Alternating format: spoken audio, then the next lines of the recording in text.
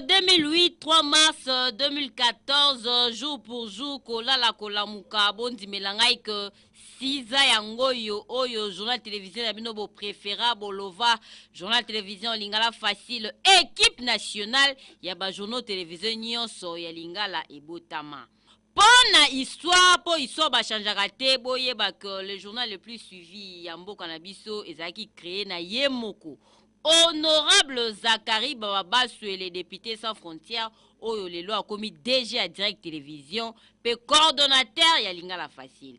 Boyeba que journal oyo et salamande na idée ya ko rapprocher ba population na ba autorité. Yango ezalaka proche ya ba population. Pona kolakisa na bakonzi ba problème oyo ba population bazalaka na yango surtout awa na ville province ya Kinshasa pe lisusu lingala facile elakisaka na ba population ba action oyo bakonzi basalaka pona développement ya République démocratique du Congo. Mboko totosa l'État, katamo mboko totosa ministre de justice Mahoma, togani,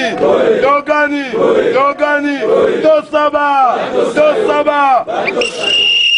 À travers information et à proximité à lingala facile, batu ebele bondimela ngai que bazwa ba solution na ba problème na bango wana kutu eza ya kusamba te. E bongo batu oyo bazaka na ba activité na bango commercial, lingala facile et c'est là bango ba marketing ya ndenge na ndenge.